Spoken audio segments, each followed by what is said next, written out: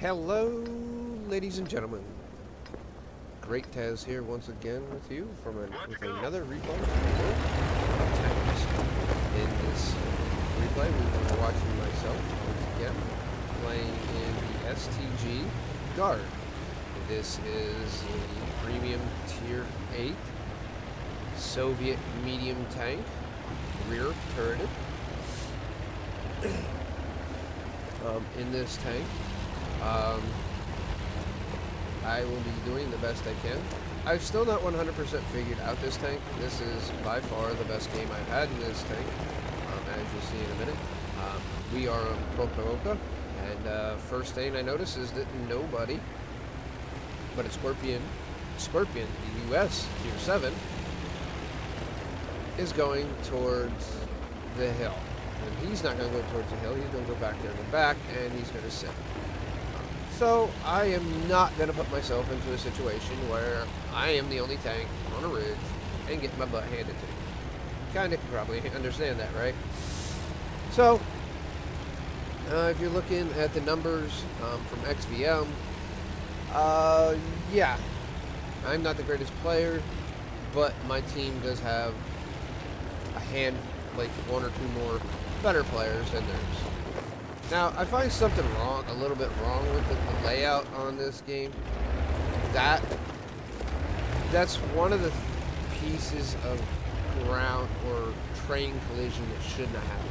If you had hit that train car, that flat car in that direction, you should drive up on it. For the simple fact, majority of that car on that side is in the ground. So, in turn, you would be able to drive right up on it. As you can see there, I took my time and I aimed in on the SU-101. This is a tier 8 battle. This is probably why I did such a good thing in this tank. I have not seen very many where I'm top tier tank. A lot of mid tier, a lot of bottom tier, a lot of same tier. The majority of it being me bottom tier.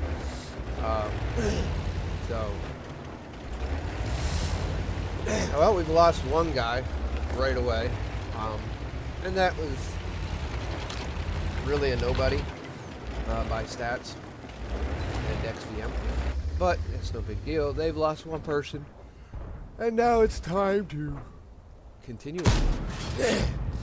I get no outside view, but I do get an indicator that I can't pen them, so I was hoping maybe that, you know, I would slide a little bit left and slide a little bit right with my shot, and actually I did.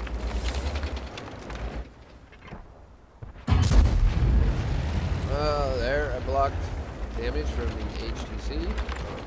Not quite 100% sure where it is at this point. I think it's on the hill, because it has the range, and if it's in the right spot, it can see me. I'm going to take a shot at T-32. No indication if I hit, but it says I did 2 criticals, and I received 2 criticals from the T-32, my track and my fuel tank, and it did damage to me. So I'm getting away from here because this tank really doesn't have a lot of armor. It's very low profile. So it plays similarly to what I'm told by the 416. I haven't played the 416 yet. I couldn't tell you. I just know it has an 11-second reload. And even with Brothers in Arms, Vents, and Rammer, you can't get it below 11 seconds. And it's a 122, which doesn't have great accuracy. Has decent damage, but I have not really figured out what this tank really has that's so special. The aim time is slow, the reload is slow, the armor is not great, the speed's alright. The fact that it's rear turreted is cool. I've not figured out what this tank has that makes it so stinking special. I will take out another tank here. Take out their light, scout. You can see most of most of my team has already taken the 1-2 line, so we're just here trying to clean up the middle, which we're doing a pretty good job of. As you can see, the T-20 has not been spotted in a while, so let's charge off towards it. There's a T-32 on the hill still. Let's take a pop shot at it. Make sure, zoom in so we get a good shot. Possibly get a hit, which we did. There is the T-20. He had moved all the way back on the other side of the ridge, so he's weaked out. There we go. We're going to take a shot at the T-32 and miss. No big deal. Gonna move a little bit closer here. A little bit closer. Sorry. Just get a little closer. Don't be shy. Get a little closer. We're airing extra dry. That's a freaking 90s commercial. I'm dating myself. Sorry. Alright, back to the action. Charge! We got 2 team members capping, which we really don't need to. With, you know,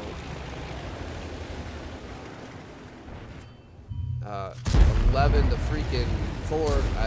11 to 4. I mean, we could easily take them out. T-29 on the hill, hiding. Oh, T-29 on the hill, dead. Right, one portion pulled off the cap. T-32 is going to play peekaboo. And I'm going to play peekaboo with him. Peekaboo, I shot you. As you see, left him at 4%. That's kind of annoying. And back behind the building we go. And will the ISU get off the freaking base, please? Earth to ISU. It's a win. I understand. Come on now, brother. Come on. Step off the base. Step off the base. I'm taking the shot as I'm running in just because I want to get the kill and try to get the kill before time runs out, because the SU, of course, is not going to wait. But as you notice in the last second there, the ISU gets the shot from their base all the way to the hill and takes out the HTC. So, this is a victory, a dual victory. Not that you get the dual victory thing.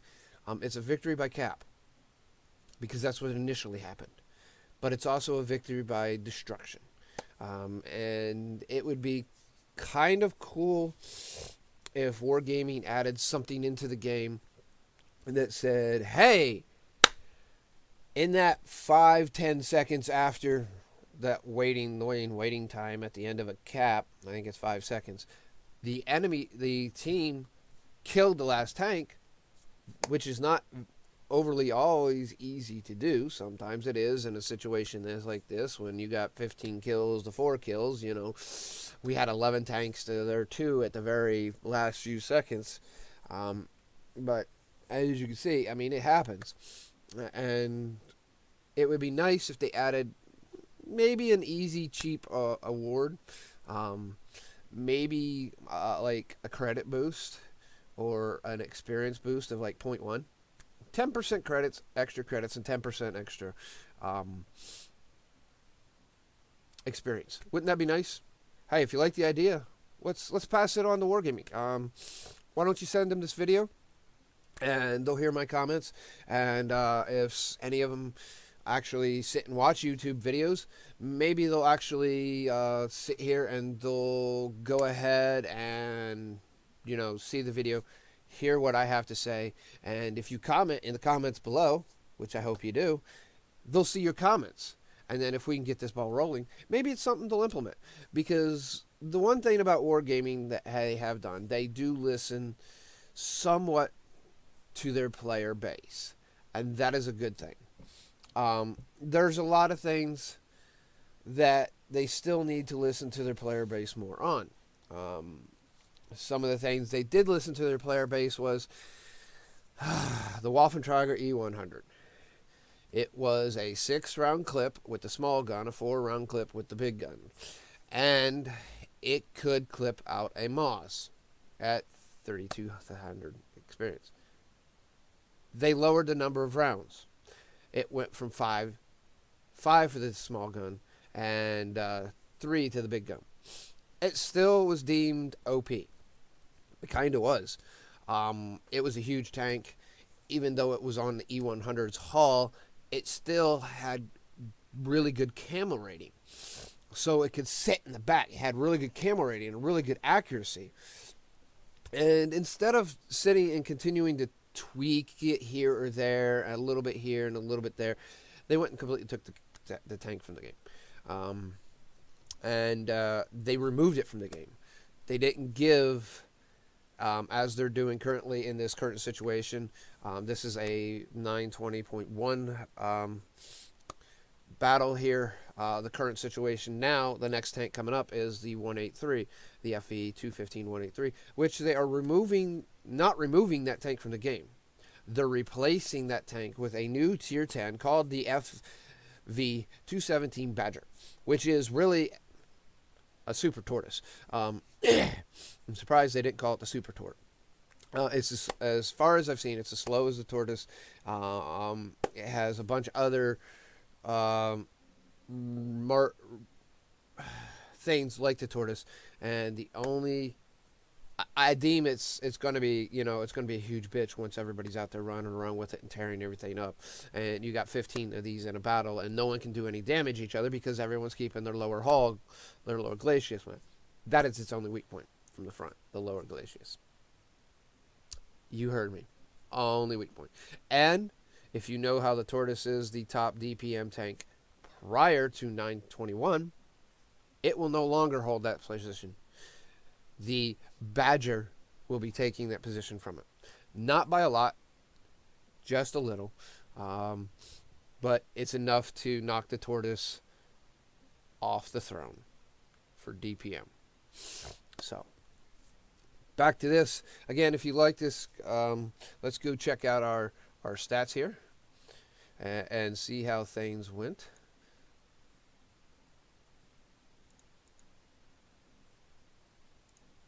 All right.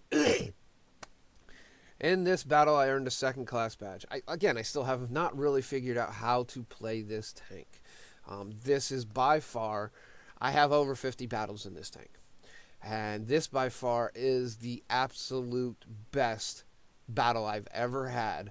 And again, it was because of top tier. Now, I also didn't, and if anyone watches some of our other YouTubers, I name them here and there at times, like Klaus.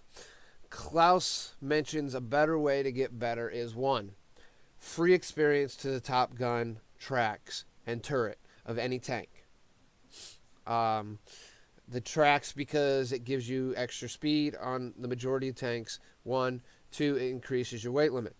Top turret, because it gives you, if a tank has a turret, it gives you more hit points and a better armor value generally for your turret. The one big difference on that one is the Shermans, the Easy 8 and the Jumbo, both top turret. Well, the Jumbo's top turret for sure. I'm not sure about the Easy 8s. I think the Easy 8s doesn't change, but the Jumbo's turret gets less frontal armor.